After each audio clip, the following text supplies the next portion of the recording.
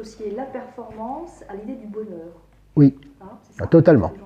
D'ailleurs, moi, quand j'ai écrit mon livre, c'est là que m'est venue l'idée de dire, en fin de compte, ce que tu as fait pendant presque 40 ans, et je le représente comme une forme de balance. En disant, vous avez un côté performance, un côté ambiance avec tout ce que ça veut dire.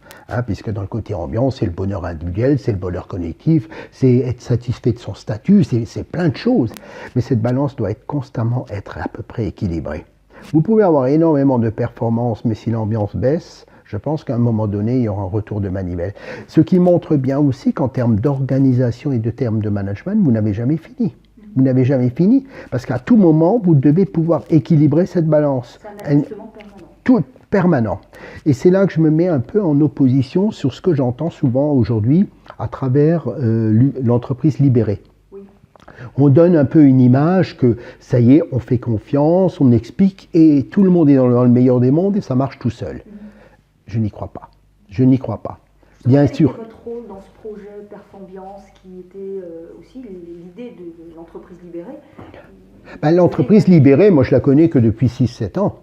Depuis que Isaac Getz a écrit son livre, qui est venu nous voir et qui me dit tu es entreprise libérée. Donc si vous voulez, ce concept est un peu nouveau, mais comme tous ces outils qu'on invente à un moment donné, non, moi j'étais toujours parti déjà dans l'entreprise où j'étais avant, la recherche de la performance, par cette ambiance, pour moi c'était assez logique. D'ailleurs, le mot performance, c'est moi qui l'ai trouvé un jour, comme ça m'est venu, et je me dis cette association, effectivement, elle me paraît tout à fait logique, et voilà, ce nom est venu, il m'est venu en 88 ou 89 quand on réfléchissait à un nom d'un projet. Mais après, ce qu'on met, les outils qui sont dans le projet, il faut prendre tous les outils qui existent, quoi.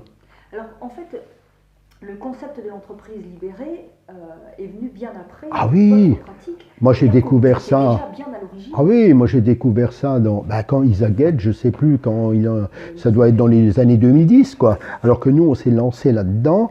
Moi, je me suis lancé là-dedans. Pourquoi? Tout simplement, moi, auparavant, j'étais dans le groupe Schaeffler, INA. J'étais le patron de la production et j'avais déjà un projet que j'avais appelé le projet des 5 P, avec la propreté, la ponctualité, la politesse, enfin, pas mal de choses déjà dans ce but-là.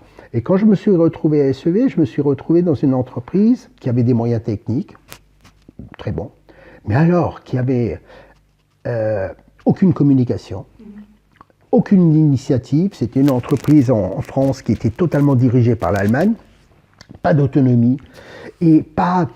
Les gens, pas de sourire, ils bossaient, ils venaient pointer le matin, pointer le soir, il n'y avait pas de sourire, et hiérarchie très forte, et syndicalisation très forte.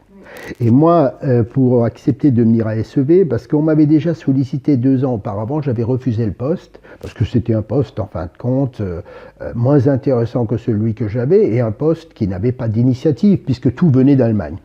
Et 2 ans après, parce qu'ils ont eu un échec avec 2 directeurs successifs, ça n'a pas fait l'affaire, ils sont revenus frapper à la porte, et j'ai dit, ok, moi je veux bien prendre le challenge, mais vous ne me donnez pas que les clous, vous me donnez aussi le marteau. Donc, en tant que directeur technique, je veux au moins, au minimum, non seulement la production, mais les méthodes pour pouvoir travailler correctement. Donc, le propriétaire, qui était le fils du fondateur, puisque le fondateur était décédé 2 ans avant, toute l'équipe changeait, m'a fait confiance, ok. Et je me suis dit, maintenant, bon, la confiance c'est bien beau, mais il faut prouver aussi très rapidement que cette confiance et cette autonomie se méritent. Et là, on est sur l'idée du résultat. Voilà. Et là, et très vite, oui, mais c'était même pas le résultat, parce que l'entreprise gagnait déjà de l'argent. Gagnait. Bon. Par contre, le process qu'on avait en place, c'était encore un process des années 70, 80, donc en technologie, non pas en process. On avait des ateliers de tournage, de fraisage, mais absolument pas en process. Il n'y avait aucune vision sur la chaîne des valeurs. Il y avait des points forts, l'informatique était forte, le produit en lui-même était bon, mais alors l'ambiance détestable.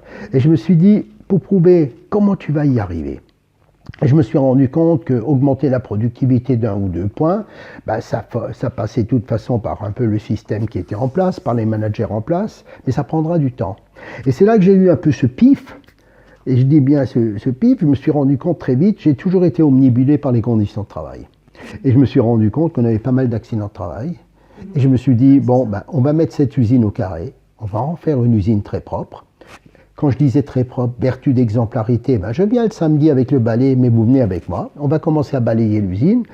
Et on avait fixé cette idée de dire, ben, dans 6 mois, on fait la première journée porte ouverte pour montrer maintenant qu'on a une belle usine. Et c'est là que je me suis rendu compte très vite qu'en fin de compte, d'un grand nombre d'accidents de travail, on a eu une chute très brutale.